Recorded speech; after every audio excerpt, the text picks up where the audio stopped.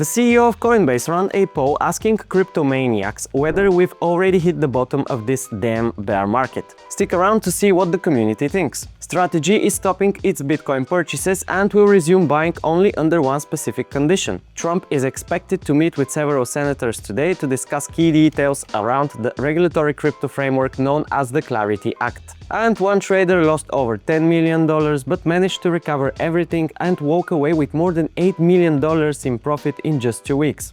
Today's episode will cover all these things, so stay with us until the end, drop support and enjoy watching and listening.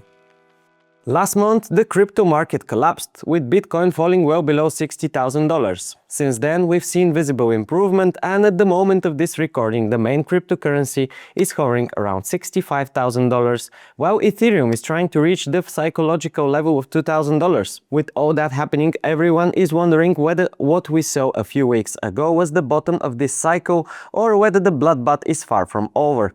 Brian Armstrong, the CEO of Coinbase, joined the discussion by asking exactly that question on X. Has Bitcoin already bottomed?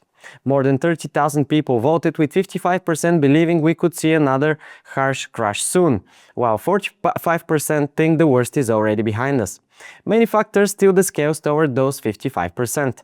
Institutional interest is at record lows, outflows from spot Bitcoin ETFs continue to run strong, big companies are staying away from the asset, and history shows that if we follow the halving cycle, the bottom could come in early autumn. Still, there are signs that bulls might soon take control. The Fear and Greed Index has been stuck in extreme fear for a while now, which sounds bad, but also means many of the more hesitant investors have already capitulated, something that usually sets the stage for a reversal.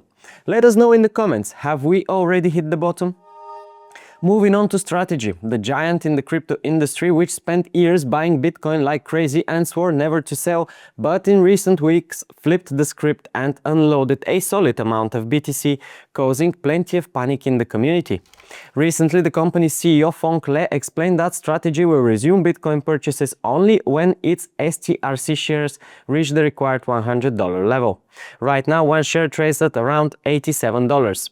The company's financial structure has been under huge pressure lately due to Bitcoin's poor performance, and many believe Strategy is seriously struggling and that its issues could trigger a massive crypto crash.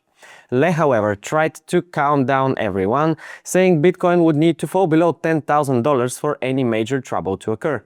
Until that point in time, we feel very secure about our balance sheet, he added.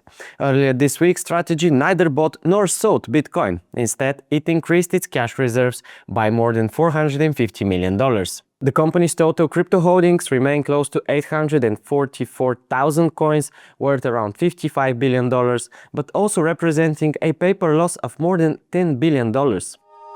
There is also political movement that could prove very important for the crypto industry. Today, US President Donald Trump is expected to meet with a group of senators to discuss progress on the Clarity Act, the bill that aims to establish clear rules for the crypto sector in America and finally end the endless debate over which regulator controls what. According to reports, several key senators will head to the White House to give the president an update on how negotiations are going and the chances of the bill passing before the August recess.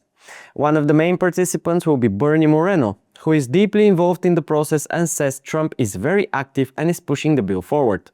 Joining him will be Cynthia Lummis, one of the most visible figures in US crypto legislation and one of the strongest Bitcoin supporters in Congress. The main issue still blocking the final vote is the so-called ethics clause, which Democrats insist must be included. It aims to limit potential conflict of interest, including those related to Trump's own crypto businesses. Republicans aren't thrilled about the idea, but without Democratic support, the bill cannot pass the Senate. So negotiations continue, and it's still unclear whether the clause will remain or be removed. If they don't reach an agreement by early August, the chances of the Clarity Act passing this year become minimal, which would mean more months of regulatory uncertainty for an industry that has been waiting for years for this bill to become reality. And for our final story, one gambler who turned into an absolute legend with his latest bets. The guy who has been betting on all sorts of things on Polymarket at one point had racked up a loss of nearly $11 million. Earlier this week, however, Spain and France met in one of the semi-finals of the World Cup, and our man decided to claw back his losses with an ultra-risky move. He placed $11.3 million worth of crypto on Spain reaching the final, and just like that he's now up $8 million. And as you know, last night was the other semi-final where Argentina came back against England late in the match and reached the World Cup final for the second time in a row.